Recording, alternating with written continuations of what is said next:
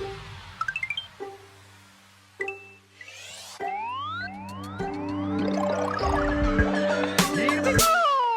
everybody and welcome to the House of Mario South Australia Nintendo podcast that is backed by a 120 Power Star rating. I'm your host Drew Agnew and the doors to episode 298 are open. This week on the show, Josh and I are going to be going through our fantasy critic picks, see who's going to come out on top. I dare say it might be Josh. I don't know. It's all up to luck. We don't know what's coming out this year. We got no idea apart from the old Donkey Kong and Xenoblade Chronicles X. But the talk all about that is JT or Josh, if you like. Let's just mix it up a little bit, you know. Whatever your preferences are. Look, we don't want any bias going into what to call you, so we can just mix it up every now and again. Anyway, it's whatever you like. That's what I say. Yeah. Hello, everyone. Thanks for having me, Drew. Welcome, all listening. We're going to talk, a little bit about Fantasy Critic. I love Fantasy Critic. I've this is my third year now. I've really gone into it. So I had no idea what it was a couple of years ago. Do it annually now, and we've got a Discord shared NintenVania and House of Mario Fantasy Critic League we've set up. We're nearly done all the drafting. We're going to talk about the games I think we've drafted and maybe the chances we have of making some big scores and winning the whole thing. See how we go. Absolutely. And I guess there's a lot of people out there who don't know what Fantasy Critic is because it's a bit of a niche, nerdy gamer thing to get into. Yes. A little bit of a deeper layer down. You play games, you enjoy them, and then you come all the way down to the bottom, and here we are in the spreadsheets trying to pick what the critics are what they're going to pick for each game and all that. A couple of layers down. So what is Fantasy Critic? Yes.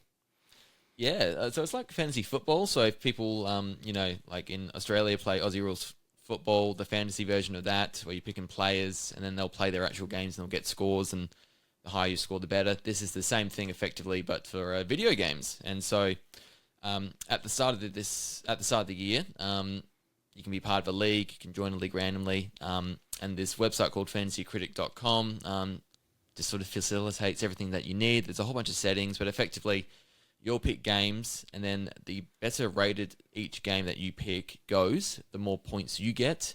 And yeah, obviously the most points you get at the end, whoever has the most is the winner. And so we've added a few rules that you got to pick certain games. And so we're Nintendo Discords, Nintendo podcasts, and so one of the categories is remakes and another's remasters, because Nintendo's very good at doing them. So I'd like to have them in the list.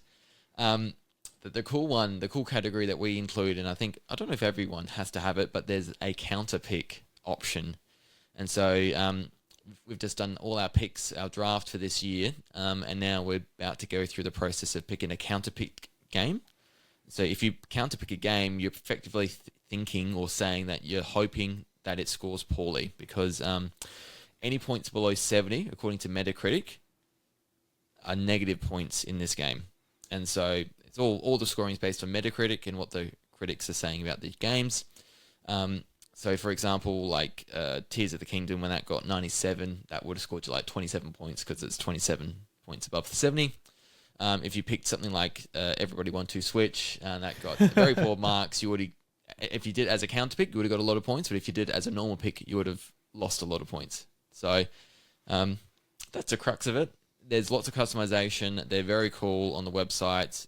You can choose unannounced games as well, as long as the option's there to select it. And it's really fun. It's just something to sort of keep your eye on throughout the year. I find it helps me keep track of games coming up, indie ones as well, or just sort of the overall gaming landscape, what's really rating well, what people are into. So, it's fun for a lot of reasons. Yeah, so looking forward to getting into that and discussing the games that we've picked. Obviously not too many Nintendo games because we don't know what they are. We do have some unannounced games on everyone's list, though, that we're all sort of betting on. I was hoping to get the unannounced Mario Kart, unannounced 3D Mario, but I didn't want to pick it straight away. Yeah. Because there were some heavy hitters that we can guarantee, but that would have been nice to have to fill in that category. But like I said, before we get into that, Josh, I just want to wish everybody a happy new year. First episode of 2025. Hope the new year's found you well and that you're going to have a good year of gaming and have a lot of fun. it is going to be a great year to be a Nintendo fan. Hopefully. I can't imagine that it wouldn't be, but... I think so, yes. More than 2024 probably as well. Yeah, absolutely. So, yeah, Happy New Year's, everyone, and hope you're having a great time. And thank you very much for joining us again for another episode or another year of the House of Mario. Much appreciated. What did you get up to over the New Year's, Josh? Much gaming, much socializing, all of that stuff?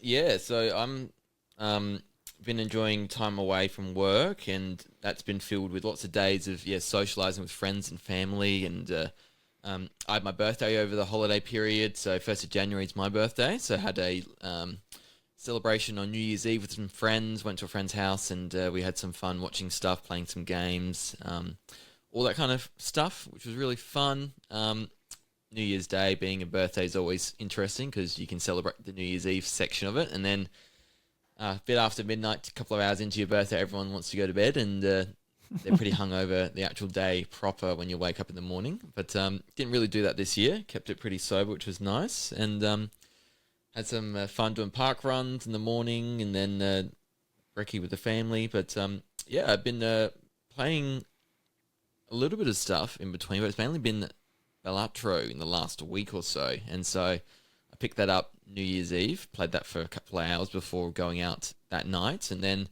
ever since then that's the only thing I've been playing, and fully addicted to this game, Drew. This is an amazing game that I can understand gets all the love and appreciation that it deserves, because the gameplay loop's super addictive. You just want to keep getting better scores.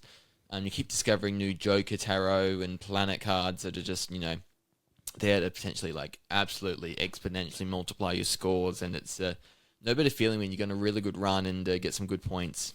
But also there's bad feelings when these final boss blinds absolutely destroy you. They're hard, some of those, and they can really trump you up. So that's been my holiday game. I haven't really been wanting to play anything else, maybe the occasional Tetris, but it's been just Balatro at the moment. So having some really good fun with it.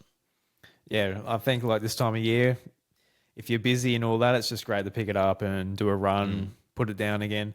And I've been finding that's with me too, because I've been wanting to get into a longer game, but at the same time, all I want to do is pick up a handheld device and play something real quick, and get into something a little bit more bite-sized. And you mentioned Tetris. I think we talked about last week as well. I've just been enjoying picking up Tetris and just playing that. It's just a lot of fun. I've been mainly setting up my two brand new little retro handhelds, and I just got the NES library put onto one of them, and I just went, where's Tetris? Just scroll all the way down to T, find Tetris, and I was playing the NES Tetris, and after playing the Game Boy Tetris, I'm like, well, this feels pretty modern. This feels pretty, a lot of features. It's got a bunch of stuff in it. Man, this feels pretty high tech. Yeah, nice. After playing a few hours of just Tetris on Game Boy, I'm like, oh, this is the console version. This is impressive. But 100% get where you're coming from. We talked not that long ago, because I was actually on your podcast, NintenVania. We did predictions for 2025, our Nintendo predictions. So everybody, please go and check that out. We had a lot of fun, 2 hours discussing what we think is going to happen this year, everything from when the Switch 2 is going to come out to directs, when they're going to happen, what games are going to be coming out. And we actually had a little bit of a hard time being like, is this going to be Switch or Switch 2 or both? It feels like, looking at it from maybe a bit more of Nintendo's perspective, it feels like it makes a lot of sense to keep Switch going. So you can still see a lot of games coming out for Switch too. So we might double up in some ways as far as releases go. So a lot of fun doing that. So go and check out Josh's podcast on his YouTube channel and podcast services. And it was a lot of fun. But with these handhelds, that's mainly what I've been mucking around with. And just for those that don't know, there's a company called, what are they called? Ambinic. So they released earlier this year a Game Boy Advance SP sort of model clone. It's a little bit thicker for the Game Boy Advance SP. It's got 4 buttons like you would expect on a modern console, much like the Switch, but it's only got a D-pad. And yeah, so I got that because love the Game Boy Advance SP. That was my first console I ever got. I absolutely loved it. And then I got this one, which is from Ambinic as well, and it's modeled after the original Game Boy Advance. And after playing around with them over the last week, I definitely prefer this one, which is the one after the Game Boy Advance, just the Game Boy Advance. And that's because this truly just feels like a Game Boy Advance, whereas the SP feels like a knockoff, which they are.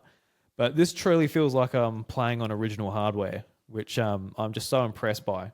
Because over the last year or so, with like all of this stuff of getting a retro gaming trolley and all of that going, the main reason for that is just so when I sit down with Nintendo 64, GameCube, whatever have you, it feels authentic.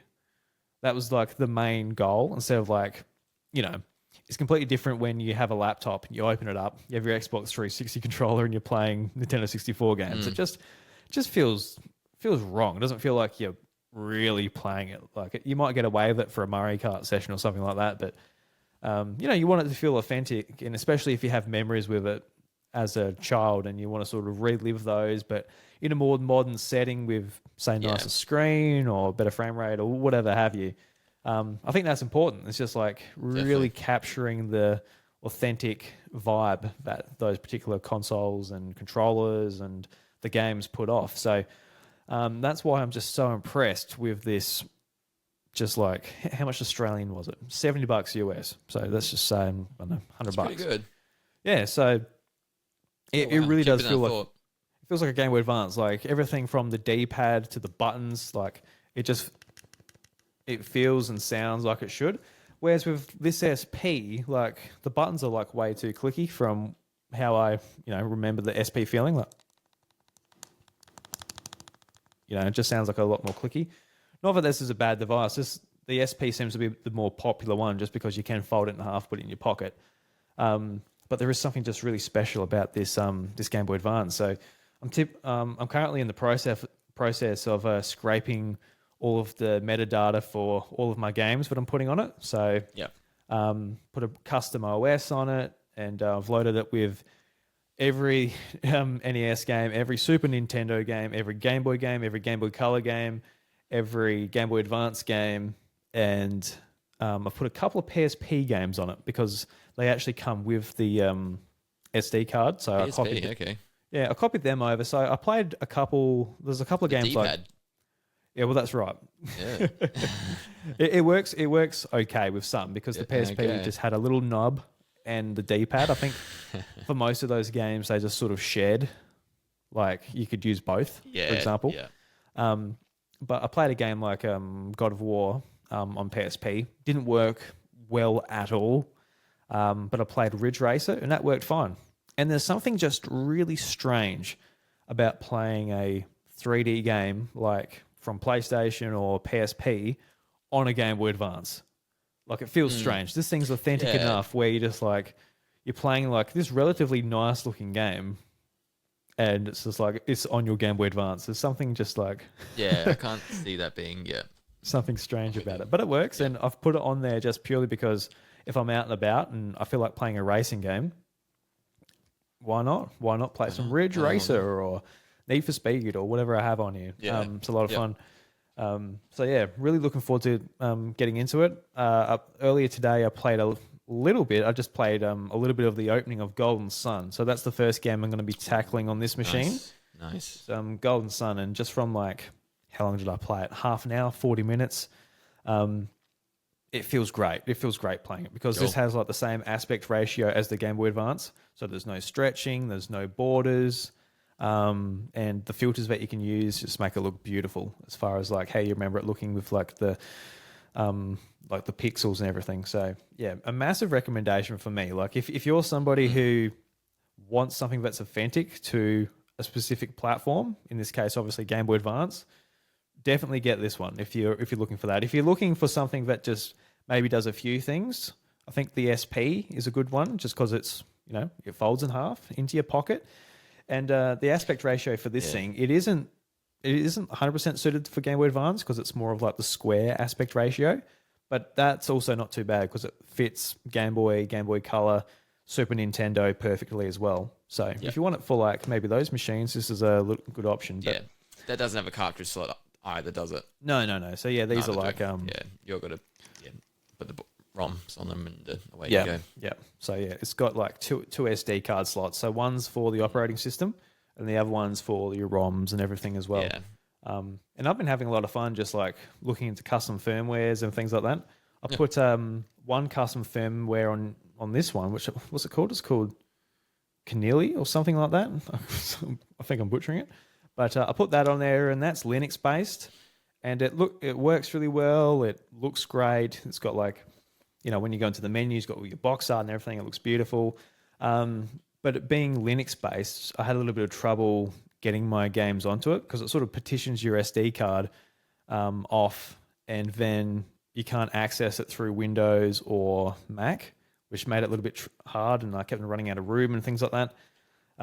So with this one, I'm setting up an operating system called MuOS, and that I don't seem to be having those problems with that one. It seems a little bit more bare bones, but it seems to be going well so far. So Yeah, yeah, cool. I'm looking forward to getting into my Game Boy Advance games a little bit more seriously, a little bit more authentically. And the cool thing is Yeah, too, well. like my retro achievements work on this as well. So I signed up to retroachievements.org, which is a cool website. Oh, they transfer across. Yeah, so you can earn retro achievements on that. So everything from super old systems up to PS2 and GameCube, which is pretty cool. Obviously, you can't play PS2 and GameCube games on this one. But yeah, it's a really cool website if you're into sort of I guess like doing achievements and what am I trying to think of? Like beating a game real quick. Speed Speedrunning. challenge. Your speed running. That's it. I don't know why I couldn't think of speed running. Yeah, and speed running because it actually like records your times and submits them to the leaderboards and all that. That's really cool. That was something I was really impressed with when I played through Pokemon Crystal and I beat the champion and it like submitted my time and like it comes up with a big flash on your screen and automatically submits it and shows you where you are like just on the screen straight away, much like a PlayStation or Xbox achievement. I'm like, that's really cool. So yeah, no, it's really cool getting into this retro gaming through emulation. It's a lot of fun. Obviously, I care about like the authentic experience as well. Like I've got I want to get some cords and all that to hook up my GameCube, and I've got the analog pocket for the cartridges, which I've been getting as well. But just being able to carry this around is fantastic. So big recommendation, and that's been my obsession over the last week since I got them, which has been a lot of fun. Yeah. Going back to the original Game Boy Advance is rough, and especially if you were playing like a Castlevania, Circle of the Moon, that was so lowly lit, and the GBA had no backlight at all. So going back to some of those experiences on the genuine hardware is just pretty horrible to these standards. So getting that experience with the handheld, and also the modern sort of flavor of gaming these days added to it's pretty cool, I think. So. That's a very cool thing, and if it feels just like it, then that's a bonus as well. Yeah, for sure. I mean, there's a massive modding scene out there for Game Boy and Game Boy Advance. Yeah. Like I bought a modded Game Boy Advance with a backlit screen and a red shell, rechargeable battery, and all of that. It's pretty expensive, like $250 or something for someone like obviously to put it together. I don't use it as much because the person who built it, like the rechargeable battery, it sort of like pops out. Like it's not in there properly. So I need to get like super glue or something to like glue in that battery because like I don't play in it because I don't trust it because I'll be playing my game and the battery could like pop out of the spot. Yes. Yep. And like obviously and you won't. Yeah. So I'm like, there's no way I'd be sitting there playing Pokemon on it because I just don't trust it. No, which that's kind of fair. sucks. But yeah, the person doing it should have done a much better job than that. So that's pretty unfortunate. Yes. But yeah, so yeah, this is a massive recommendation. It's got a mini HDMI out as well, so you can play it on the TV if you really want to. I can't say I want to really. I can't be bothered running a HDMI to your Game Boy and all of that. because I've got a setup where I can just like plug in a USB-C and it works for Steam Deck and iPad and whatever other devices I have it run off USB-C, but kind of wish that this did that too, or even the Switch or all these things. I wish kind of it was a little bit more simple, but we're getting there because these retro handhelds, like the cheaper ones, are becoming pretty good. Like we're at a point now where, and it will be real soon where everything will just do everything really well. It just comes down to like devices like this, like somebody who wants like a specific experience rather than just something that does everything. Because you can play everything on Steam Deck, for example, but Steam Deck doesn't feel like a PlayStation 2. Steam Deck doesn't feel like a Game Boy Advance. It doesn't feel like a particular system, but it can do everything and it can do it all really well. So it just comes down to what you want. I don't know. That's it. Man, I'm really disappointed because I ordered a Super 5 OLED screen for my Switch Lite. And I got like the mega pack. It comes with a shell refresh, comes with a bigger battery, comes with Hall effect sticks, comes with the works. So when this thing comes in, I'm going to be so excited to have like the ultimate Switch Lite. And it's actually putting me off playing Switch because I just want I want my little handheld with like an amazing screen, all of that. I'm thinking Mario and Luigi are going to look so good on it. Just RPGs as like. Even stuff like Dragon Quest 3 HD remake that came out, a couple of months ago, things like that. I'm like, it's going to look so good, but I don't want to do it now. Don't know. I'm feeling really fussy at the moment, Josh. Really fussy. Like, when's it going to arrive? You ordered it a little while ago now. Yeah, I ordered it in October. So what happened is, I think there was a version of the screen that isn't a touchscreen, and that went out first. I'm like, I don't want to lose my touchscreen on my Switch because like there'll be a game where you need to use it. It'll be annoying. So I didn't want that one. And then if you order the screen by itself, I think they got sent out. But I ordered the Mega Kit. And I think what's holding up that is there's a component in that actually gives you the ability to play the Switch Lite on your TV through HDMI. So I think they're having a little bit of trouble with that. So they've got to wait for their testing and all of that to kind of finalize it. And it's a little bit frustrating because that's the part I care about the least. Because I could easily just send them an email. Yeah, I could easily just send them an email. I'm like, just don't worry about it. Like, I want the battery, I want the Hall effect sticks, I want the screen, I want the shell, I want I want everything. But I don't particularly care about it, especially because it's the same thing as what I'm dealing with this. It's like HDMI from the top. It doesn't plug into like the USB-C or something like that. It's basically giving it like another port. And I won't use it because I'm not going to just run a HDMI into the Switch Lite and also have to charge it. So that's a USB-C into the bottom. A little bit cumbersome. I don't know. Like I said, I'm just a little bit fussy. I'm getting all these handhelds for like very specific reasons. But that's all right. I'm having fun with it. Don't judge me. Leave me alone. No. This is a safe place, Drew. Happy No, I'm just saying to the audience out there. There'll be some people out there like, oh, look, why don't you just not? And to that I say, don't know. Because it's fun. That's all right. You enjoy it. I do. Just like hacking the 3DS we talked about last week, or the other day. We get, half the fun's hacking it to begin with, and then once it's ready to play all the games, that's optional. You don't have to do it to necessarily enjoy what you've just done so far. So that's right. You just look at the menu and go, like, that looks nice. I've done well loading everything I will potentially want to play one day. Whether I do it or not, it's another question. Yeah. Well, I hope I actually do. And I think I will because, I was having a lot of fun with Golden Sun. Because, Golden Sun, the opening was like, man, this is dark shit. This is dark shit. Yeah. Yeah. Definitely. I assume you've played Golden Sun then? I played like the first 2 hours, I reckon. And then I stopped when it came out to NSO about this time last year. So I need to get back on it. Yeah. Yeah, because I remember being excited when it came out to NSO. I'm like, cool. Yeah. I never got to it. But the thing that annoys me about the Switch when it comes to like Game Boy Advance and everything, I'm like, it doesn't have a D-pad. That's what it just really irks me. I can't play on a little stick.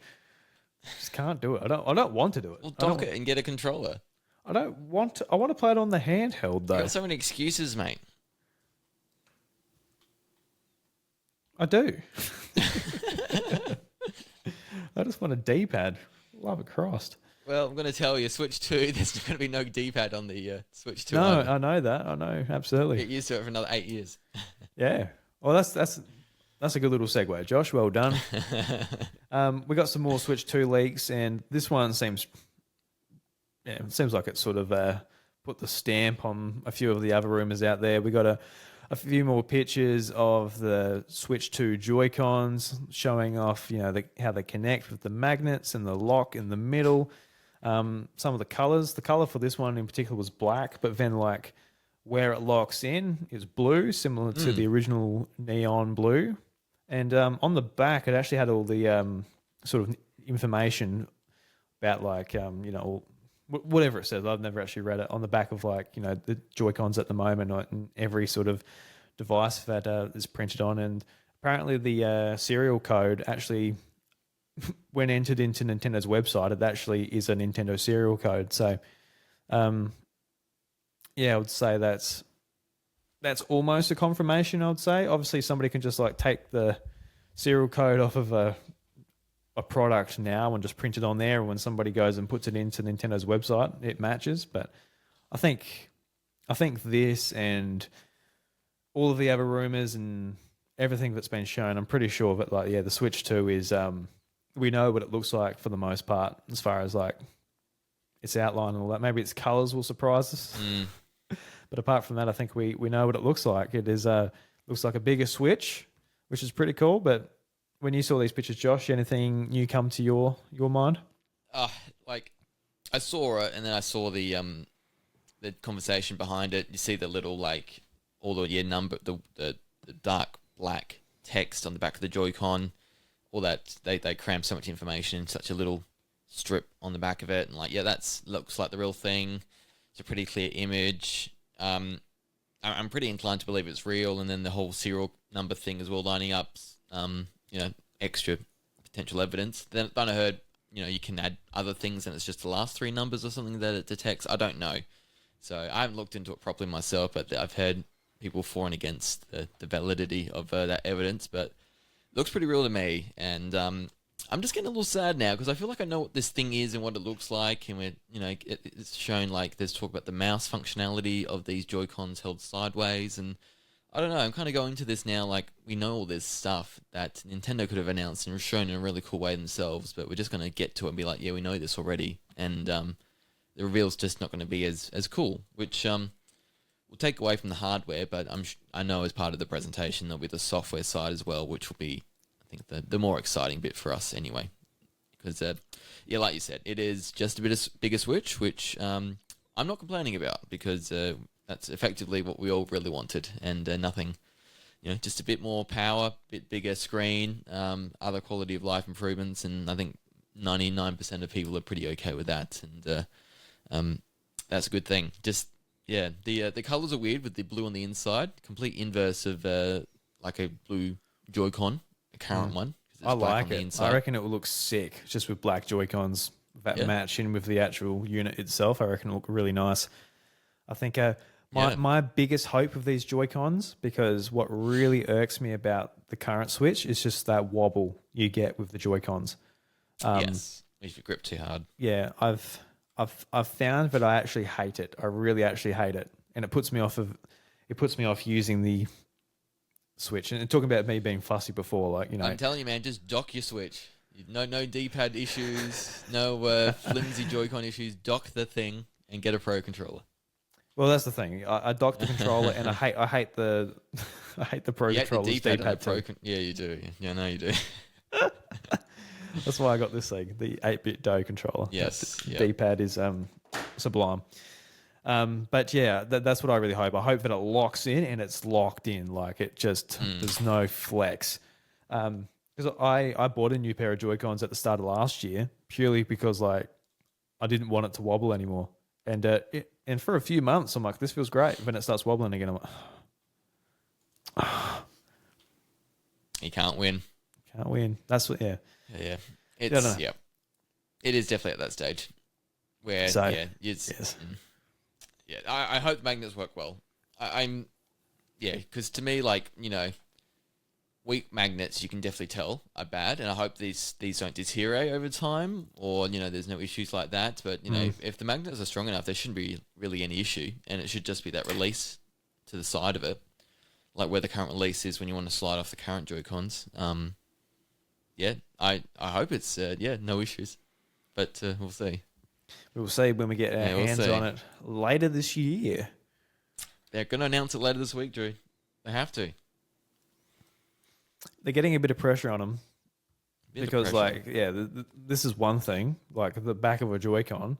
It's another thing, like the Switch itself. It's another one when it's turned on, and it's another one when games are getting leaked. And we haven't seen any operating system stuff yet. We've just seen the actual physical stuff, and so, but now that looks like an actual factory, like ready to be sold Joy-Con there. We're seeing shells and things like that. We're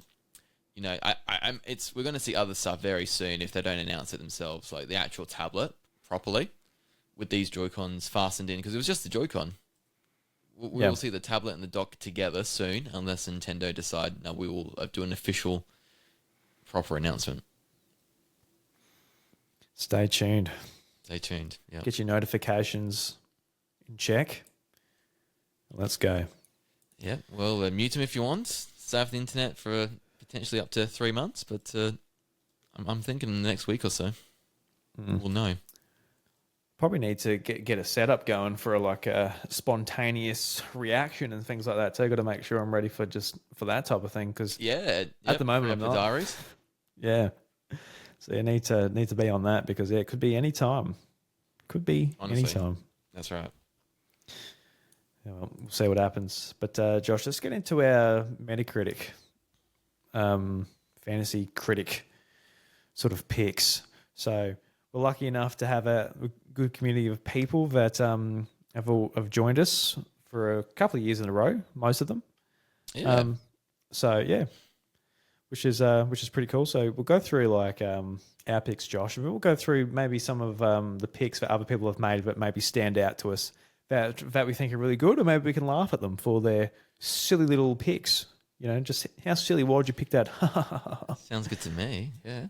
Even though I've made one of them myself, which is a bit of a haha, but I'll get to that. But go over yours first, Josh. Yeah. So, do you want me to share my screen?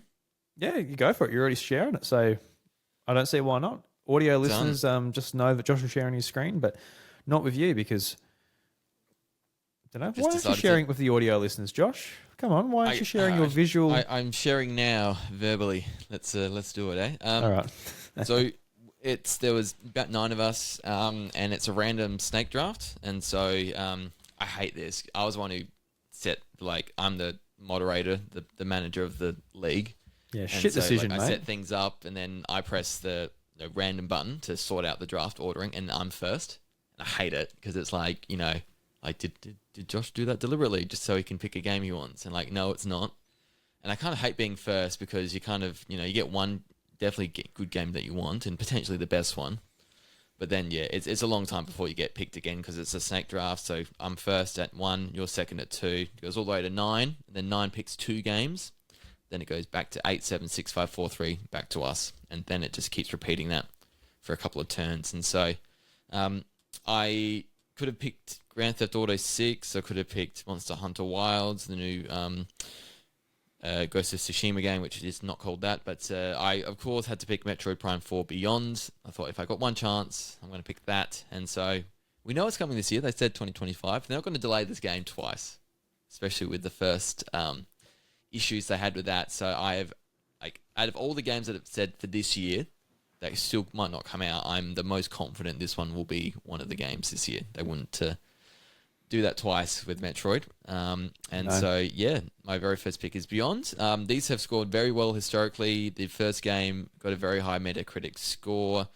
Second and third one's not so much, but I think at least 90 or something they were getting. So I should get at least 20 plus points with this one if it's like the others.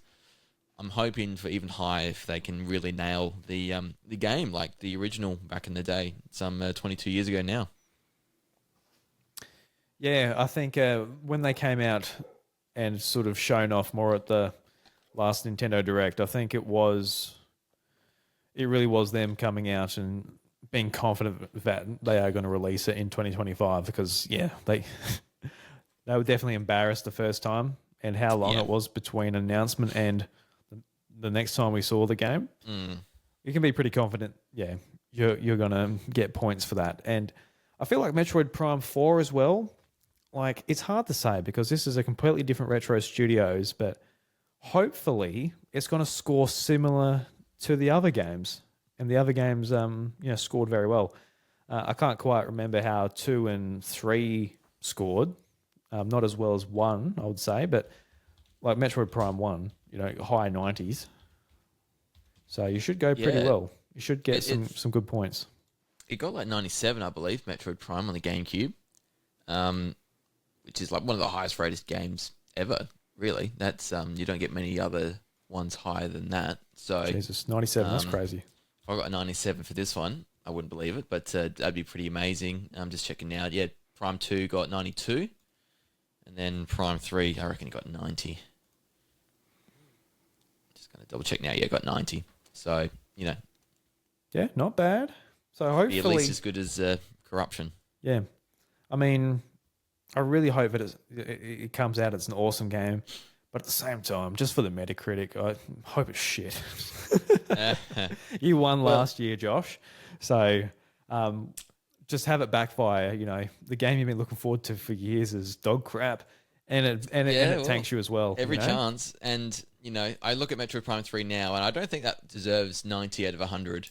Like, if Corruption came out, like, with the reviewing landscape that we have these days, it wouldn't have scored 90. So...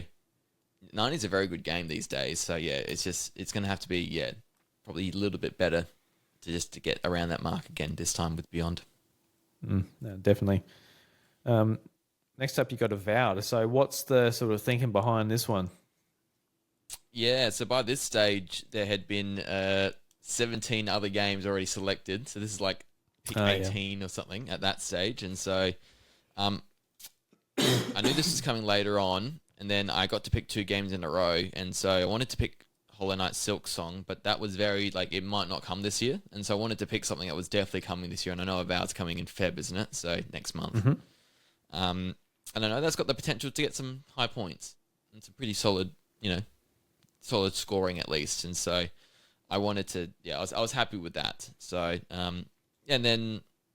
pretty much all the games I picked are I've got some sort of interest or I know a bit about, and so that's cool. I always like that instead of picking some random game and not knowing anything about it. So I just noticed you got the Outer Worlds 2 as well. So you're really betting on Obsidian to deliver your points. Yeah, I've got a lot of Xbox exclusives here. With Avowed, Silk Song, Outer Worlds 2, and Adamfall. So big Game Pass fan, man. It's pretty funny this one. Yeah. But yeah, I've been following their updates. I went to PAX and one of the producers of Avowed spoke and showed off the game there. So kind of following that one a bit more closely than others. And I'm kind of, I don't have an Xbox, but if it rates really well, I'll have to try and find a way to play it because it does look very interesting. Yeah, cool. Yeah. Rift of the Necrodancer as well. Was this one that you had your eyes on, or it was just towards the end of your picks? So I knew that this was from the same people that made the Zelda version of the game, and so I know that was a quality game. Nintendo reached out to them; there must be quality makers, and so that was another one that's coming out very soon. I know that will probably score decently enough, and so that was probably the main reason for choosing this one. I'm the least familiar with this game out of the ones I picked so far, but I knew of it at least. Yeah, I remember the ad in Nintendo Direct. I remember it looking pretty cool. I can't remember what about it looked cool. It's been a long time since I saw it, but just when you had your mouse over it then, but it comes out February, was it 5th? Is that what it said? Yeah, 5th. Yep, so 5th. a month away. Damn, that's real soon. So might have to put that on the wish list just to remember it when it comes out. So yeah. Yeah, nice. I guess so we didn't talk much about Adamfall as well. Was this one you have your eyes on? I haven't seen much about it. I've heard a decent amount about it, but it's something that's certainly not on my radar. Is it something that is on yours a little bit? Yeah, I remember seeing a couple of trailers and thinking that looked really cool. And I know there's been a few apocalyptic games in the past done very well, so it's got a lot to live up to, and there's every chance it's not going to live up to those expectations of a Fallout or a Last of Us. But it seems like it's got a slightly different enough angle to it that it might be a bit of fun. So I needed to pick something for one of the categories here for new, like this is new game franchise, so it's got to be a new game, not like a sequel. And we've got the remake, remaster, unannounced games, something with DLC like, and then the counter. So haven't really picked these slots yet at that stage. So I thought I need to get one at least, and so I got the Adamfall in for that one.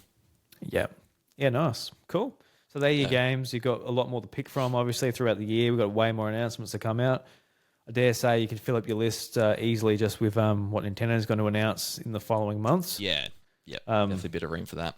Yeah, because at the moment we've sort of just got a lot of third-party games, or maybe from PlayStation or Xbox in there, which is good. They're going to have a great year this year as well, which is very exciting. We got obviously just from your list, like you sort of see what Xbox has cooking just at the moment, and also on the PlayStation side too with Death Stranding, which is in my list, and something else too. Can't remember. Anyway, yours are right next to it, Drew. If you look to the right, yours are right there.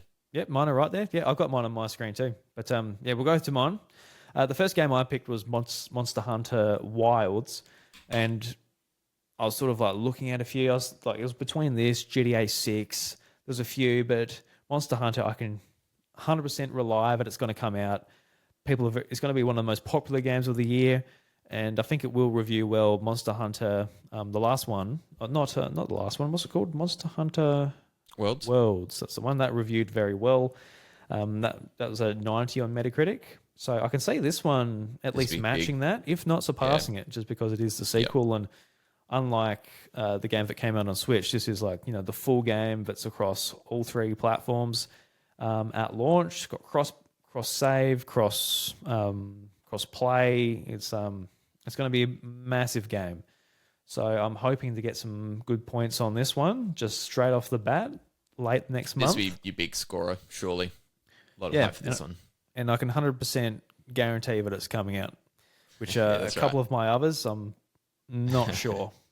This is money in the bank, this one right here. This one's money in the bank. Next up, I got Death Stranding 2 on the beach. And this was a game where I'm not 100% sure it's going to come out. It could easily not.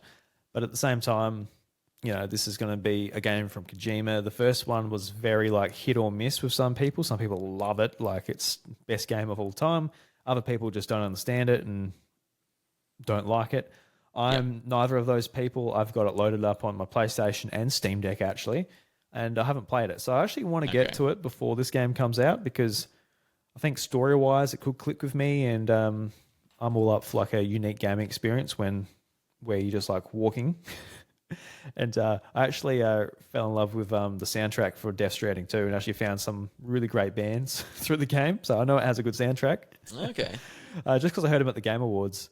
And this is great. So nice. I know it has a good soundtrack at least. So I do want to play the game, and I know that it will score relatively well, hopefully, if it does come out. Yeah. Then I chose Mafia: The Old Country.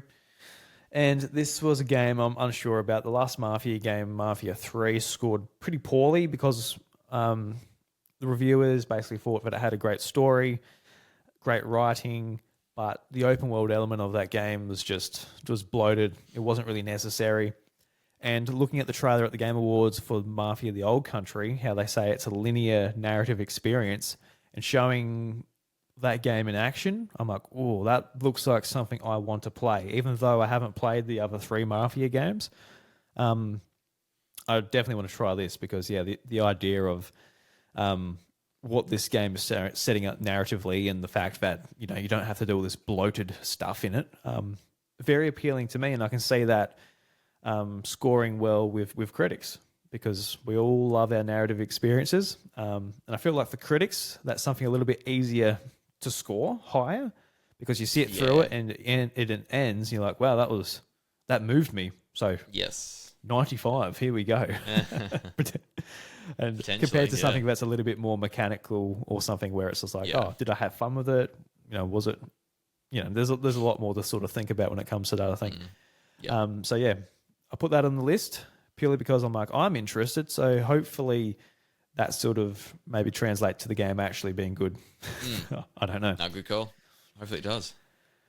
Next up, I picked Coffee Talk Tokyo. And last year I played through Coffee Talk 1 and 2. Love the games. I reckon they're fantastic games. I love when I play them, I played them when the kids gone to bed. I lighted a scented candle, got myself a drink, got myself a snack. I'm sat there, I've got the headphones on, and there's beautiful ambient music with like Seattle rain pattering in the background.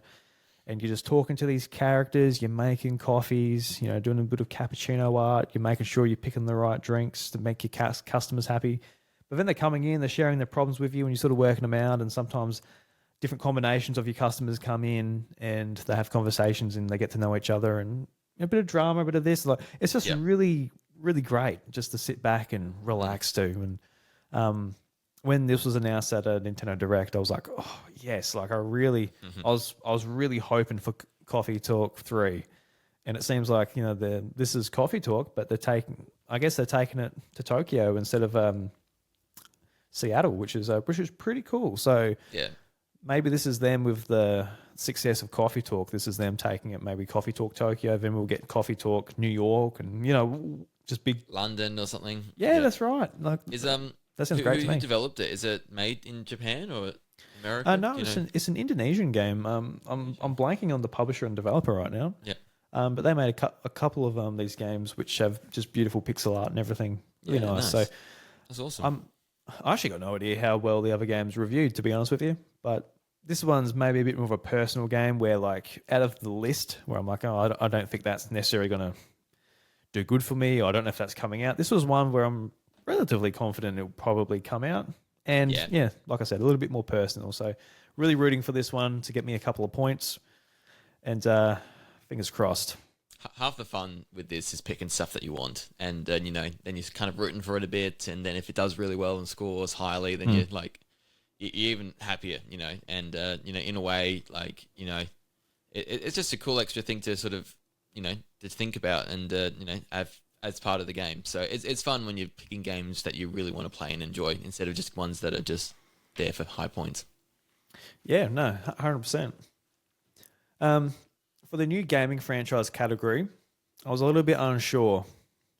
And I think this was the last or second to last game that I picked. And I went past it a couple of times. And the game in this category I picked was Judas. And Judas, it's the much anticipated game from Ken Levine, the mastermind behind the BioShock franchise. And people have been waiting for this for ages. It's been in development for over 10 years, a small team working at 2K, just working on this game. And in a trailer at the Game Awards a year or so ago, not the last one, but the one before, I think it got shown for the first time with a 2025 just splash screen. So I'm not confident this is coming out this year. There's every chance that it won't, just because this game will be given as much time as they need. And after all this time, there's no point rushing it out if it's not quite ready. But if this game hits, this is going to be a mega scoring game for me. Like, this is going to be an incredible game. This really is. Like, I feel like the amount of choices I think you're going to be able to pick in this game, just narratively, and how it's going to splinter off. I think it's going to be very impressive. Much like BioShock was back all those years ago, but in a new lens with just that storytelling chops that Ken Levine has. So I'm hoping that comes out because I'd love to play it. I reckon it'd be a lot of fun. It'd be interesting to see, but obviously what really matters is just our game here with the points. I need those points. How long has it been in development for, did you say? Like 10 years? A long time. I mean, like, Ken Levine's last game was BioShock Infinite, so... Wow. Yeah. It's like over 10 years ago now. 12 or something. So, yeah, it's been a long time. He spun up his own studio, and, yeah, just been working away at this for for a while. So fingers crossed. Crazy. Fingers crossed it comes out. It'd be really cool to see it just from I'll keep an from the extra eye out game. now. But I mean, I've put my money down on it now. I need to see some returns. Get some return on it. That's right. Yeah. You can always drop it by the end of the year, though. Yeah, I went past it a few times. I'm like, no, I'll pick it because Do it. Yeah, if why I not? get if it works out for me, this is gonna be good. And the last game that I picked, Surprise. and this is a good Drew Agnew pick. This is Kid Icarus Uprising Remake. This is the unannounced category, and this probably was the last game I picked. I can't quite remember, but I think at the time, like, so what was happening while we were picking our games? So Josh has been the mastermind behind it all. He's organised it all. So everybody, take your hats off to Josh. He's done a fantastic job as far as organising it for all of us here. And he would send me a text message during the day, like, "Hey, look, it's your turn," because I'm useless, I guess. Which I appreciate. Thanks, Josh. That's all right. And I'll be out with the kids or something. I'm like, I better pick so they can, the whole thing can continue on. So I'm just be like there, just going through the games. No. I'm like, Kid Icarus. I'm like, oh, bugger it. We'll just put it in there. Just look, I can drop my games. It doesn't matter. But I completely forgot about the counter pick. So somebody counter picked me and locked me into Kid Icarus Uprising Remake. Now you can't drop it. That's the only issue. Yeah, so this could be my undoing because there is 90, literally 99% chance this game 100% it's pretty unlikely. does not come. But I don't know. It's possible. It's possible, man. Like, It's so possible. I so don't think it's happening, but yeah. no, every year when I'm like, oh, I really want this Kid Icarus Uprising Remake. That was a good little 3DS game I enjoyed. Look, now there are stakes. Now I really need this game to come out. And truth be told, if I get exactly what I want and they do a remake of Kid Icarus Uprising, there's not even a good chance that it's going to score that well either. You know, they could do a bad job at it. Reviewers just might say it's just a silly little game that sucked on 3DS. Might not gel well. Yeah. Yeah, it might not even review well then. It's not like it's going to be a banger in reviewers' eyes anyway, even if it does become a real thing. So, yeah, a little bit worried about this one compared to my other ones. I feel like my other ones are pretty solid, honestly. I think you've done pretty well. Yeah. Yeah. The unannounced is fun just because, it's if it goes, it could score right. And then it was funny because it was the first game that someone counterpicked. So, it just shows that, it's extremely unlikely because you want to go for counterpicks that probably aren't coming as a first option, or if they are coming, they're going to score badly. And then that's when you might get points. But usually you play the safe side when it comes to the unannounced. Yeah, and you do bring up a point, actually. So I'm just going down checking other people. So Michaela, your partner, she picked Persona 6. And that is an unlikely one to come out. You reckon? You reckon that might not come out this year? Persona 6. It's been a while since 5. It has been. It definitely has been. The only thing I'll say to that is just like, would they turn it around that quick? Is Persona 6 one of those games? I feel like Persona 6 is one of those games that gets announced and lingers around forever until it comes out. I feel like, I could be wrong though, and don't get me wrong, I would really like that. But at the same time, I've got some other Atlas games to finish before I play Persona 6. Yes, I need to finish 5. Oh, somebody's really smart here. So Tam, his unannounced game was Call of Duty 2025. Yeah, it's a great unannounced. Yeah, what a legend! Points. That is a great one.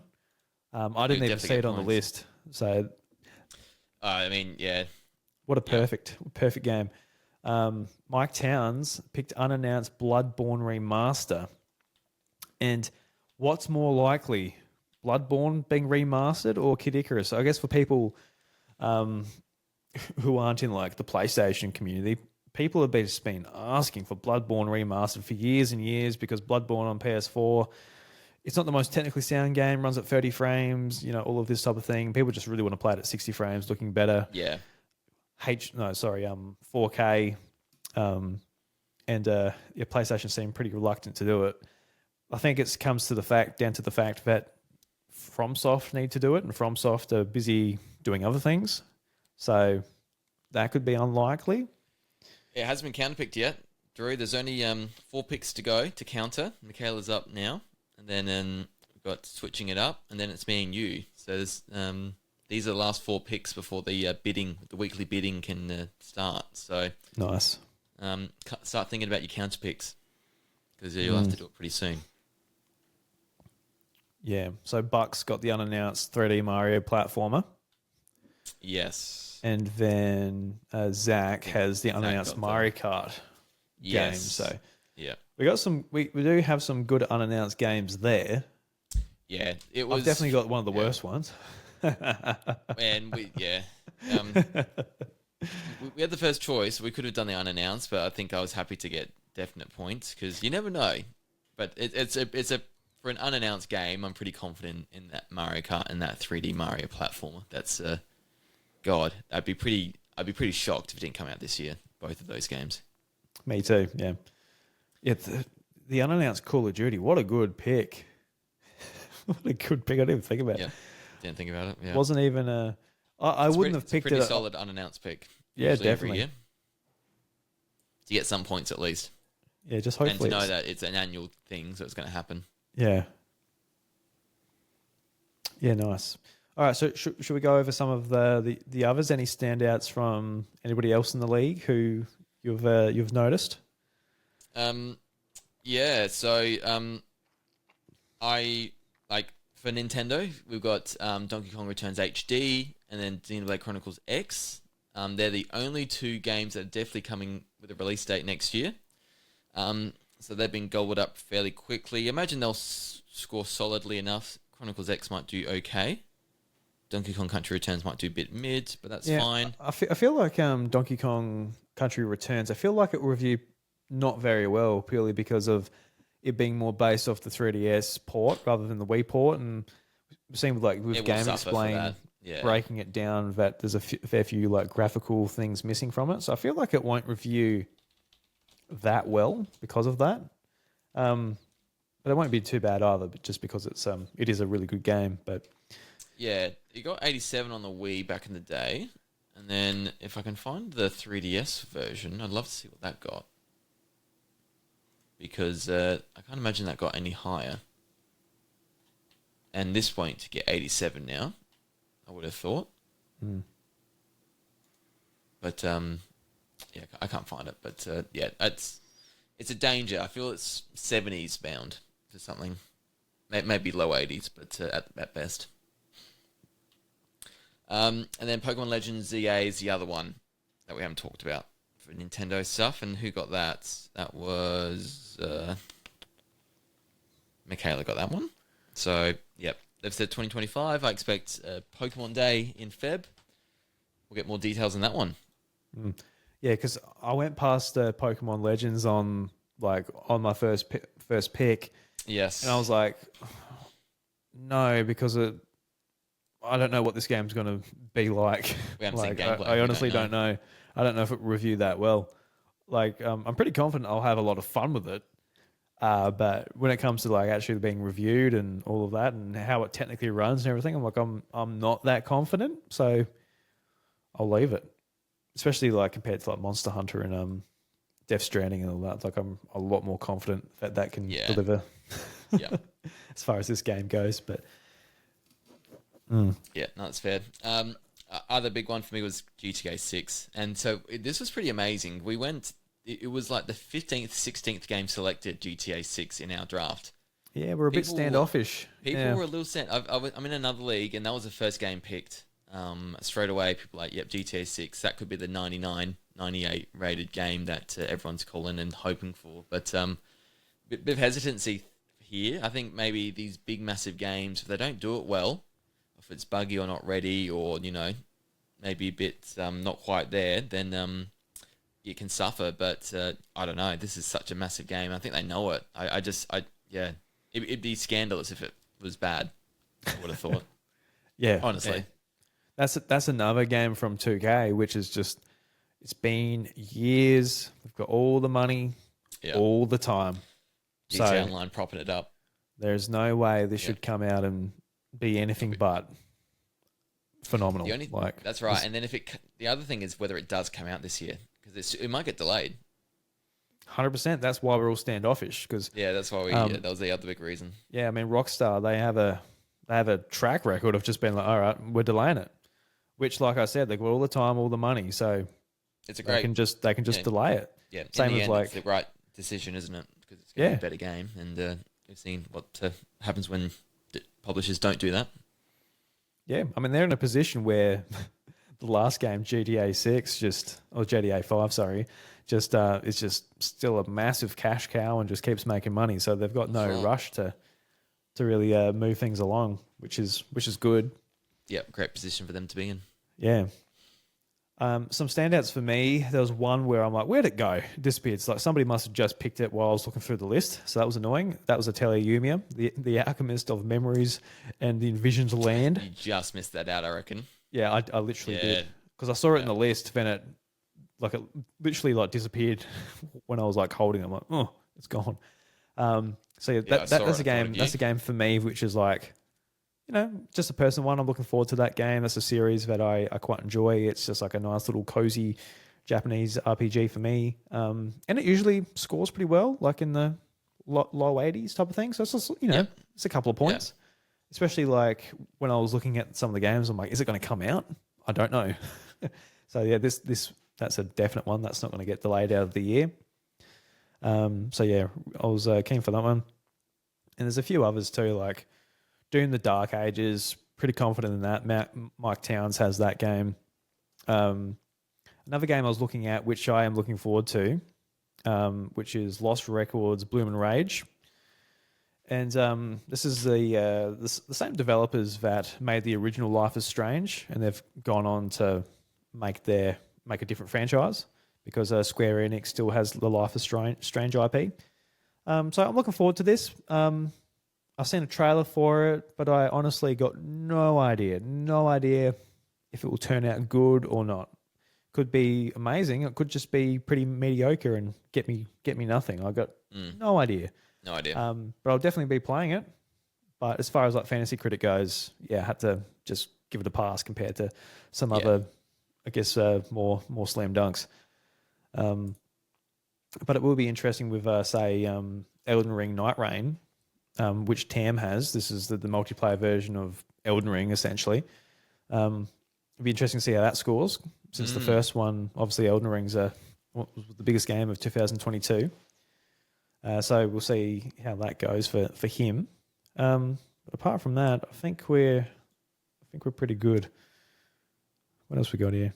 Yeah, it was just like the unannounced Nintendo games. That was the main thing for me. Like, I was hoping that a Mario Kart or something would still be left by the time I picked a couple. But people were onto it. That. Yeah. So yeah, we got I feel we got one really good one, and we were early, and we got to pick the ones we really wanted, and then after that, we've kind of like we missed all the other mainly good stuff. But the stuff we've got still is I think pretty solid, and I took a risk with Silk Song because that's definitely not guaranteed this year, but. So what's your thinking with that one? Because like truly, if it doesn't come out this year, something at Team Cherry is truly in trouble. Like, I kind of like it's been so long now, and I don't know. I just like surely sooner or later, it's if it's not this year, it's next year. Surely, I don't know. Yeah, that's. But yeah, I it's counterpicked, so I have to. It's coming out this year. I'm not worried about it being a bad game. It's just going to be, whether I get any points for it at all. So if it doesn't come out, I'll just get 0, which is fine for one slot. But if it comes out, that could be a massive one for me. It could be a big scorer, that one. Yeah, that's right. So yeah, whoever counterpicked that was a big risk to counterpick, to be honest with you. Like, it's a big risk to counter. Yeah, because it is one of those games that is truly up in the air. Like it might not come out. It's a bit of a risky pick, but I feel like it might be a little bit of a bigger risk to counterpick, because if it does come out, it's not going to be just like a little game. It's going to be a pretty well-regarded game. So be another. Who counterpicked that one? Whose counterpick was that? Does it tell you? Totally gaming. Totally gaming. So yeah, Joe. Oh yeah. So yeah. Good luck, Joe. Hopefully you get the points out of Josh, but bit of a risk there, mate. It wasn't like somebody counterpicking my Kid Icarus remake. That's a pretty good counterpick. Yeah, that was the first one, and Buck did that, and I don't blame him. No, 100% no. Um, so I'll say somebody counterpicked here for Michaela, Professor Layton and the New World of Steam. So that's a Yeah, is that definitely coming this year?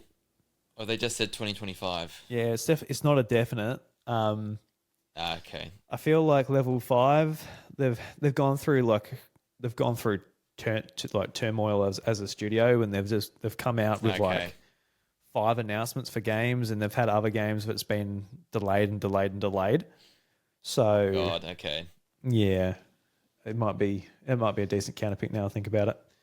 But I just really don't know. Like for that game specifically, not sure, but I know there are other games. Yeah, being Yeah. delayed a lot. Okay. Um, Interesting. I guess one of the last ones I just want to talk about with Zach, um, his new gaming franchise, Split Fiction. That's a really good pick. New Joseph Ferris game got announced at the Game Awards coming out March 6th. That's gonna be a really interesting one because yeah, last game won Game of the Year in 2021. Um, so yeah, it should be a pretty good one, I'd imagine. It looked like a lot of Yeah. fun just from the trailer. Yeah. So I can imagine that being a really good scorer Yeah. too. Good fun. Yep. So yeah, And definitely then, some good competition at the very start here, Josh. I think I'll get an early lead maybe with Monster Hunter just with my picks looking at just when games yes. come out. But I Yes. think Split Fiction will be a good catch up for Zach. And then we'll It's, see what goes on from yeah. there. So the key is don't stop after today. Once you get your counter done, there's still like 6 other games to fill in, and you could potentially drop some of these throughout the year if there's delays, things like that. So for those who don't know, once you do your bidding, you get $100, and then there are weekly bids. Well, this is our setting anyway. And so we've added a setting that there's every Thursday, it's made public within our competition which games have been bidded on, not the amount, but like for example, if a new Fire Emblem game gets announced, okay, and someone's made a bid for it, we know that someone's made a bid for this game. And so it kind of reminds you, okay, do I want this game? Should I bid for it? And that kind of thing. So it avoids those sneaky bids where no one's really watching, where you can accumulate stuff. So you got $100. Games we obviously get announced throughout the year. You sort of got to work out whether you want them or if you kind of need to fill in a certain slot. I needed a remaster last year, and that's the one slot I had left. And the Horizon Zero Dawn came out, and I just spent all my money just to get it because I knew it would score well, and that was the last slot I needed. So I spent like $25 of like a quarter of my budget just to get it at the end, and it's the kind of stuff you can do. Someone paid like $60, I think, for Echoes of Wisdom back in the day, so they spent like 60% of their budget. So yeah, you kind of got to be a bit sparing at the start, and then at the end you can kind of go a bit crazy if you got a bit left over. Because we do $0 bids, Drew.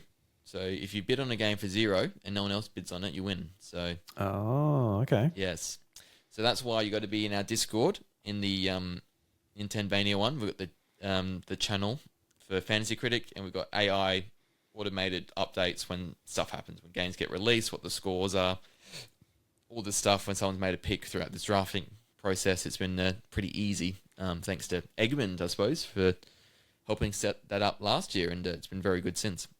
Nice. You have to provide me a link so I can share it in the show notes in the YouTube comments as well, so people can jump in if they get to this point and they want to just see what's going on, I guess. Yeah, they'll be able to see. It's too late to join this year, Yeah. but they can definitely see and enjoy it. Yeah, no, for sure.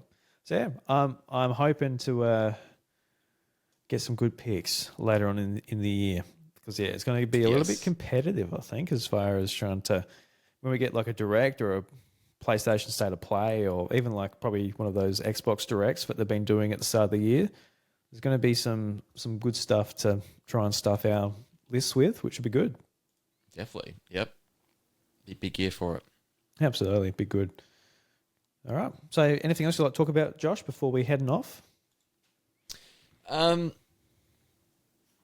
don't think so. I think we're in for a big, interesting week though, and I think it's going to be a big year. And we're getting up to 300 for House of Mario as well. So everyone keep your ears peeled for that. Yeah. I mean, yeah, we're coming up to episode 300. A couple of episodes time. We're not sure what we're going to be doing for that episode. I think for the most part it will be just a normal episode. But if anybody has any, write-ins or anything you'd like to include in the show, write them in the Discord or just a private message on Twitter or Blue Sky, something like that. Feel free to write in. We'll think about it a little bit more over the next couple of weeks, what we're actually going to be doing for episode 300. But would like to celebrate maybe just a little bit, even if it's just like for a couple of minutes at the end or something like that. But it's something that I've been personally looking forward to a long time, is getting to that milestone for this podcast. So I'm looking forward to it. So keep your ears peeled to see what's going on over the next couple of weeks. But guys, that does us for episode 298 of the House of Mario. If you enjoy the show, leave us a 5-star review on Apple Podcasts, Spotify. Check us out on YouTube at youtube.com/iDruby. You can check out Josh's show at NintenVania on YouTube, Apple Podcasts, Spotify, and all that as well. Like I said at the start of the episode, we had a predictions episode for 2025 as far as what's going on with Nintendo. Don't know if you heard, it's going to be a big year, so we had plenty to talk about. So go and check that out. It's a lot of fun. Always love going on to Josh's show. It means I don't have to host, which is nice. I quite like it. Put your feet up, yeah. That's right. It's nice. I don't have to stuff up the intro or anything. I just sort of sit there and blabber on a little bit. I've never heard you stuff it up. No, I don't do that. Never stuffed it up. Didn't stuff it up this week, did I? Never, ever. No. It's pretty rare, When I started doing the show, it was definitely a lot more consistent when I always stuffed it up. Just ask Bryce. He's like, it's you're only human, mate. It always happens for anyone hosting. It's part of the game. Part of the game. That's right. But guys, that brings us to the end, and I've got to shut the doors. There's a breeze coming in, and I'm chilly. So till next time, guys, the doors to the House of Mario, they're closed. Catch you later.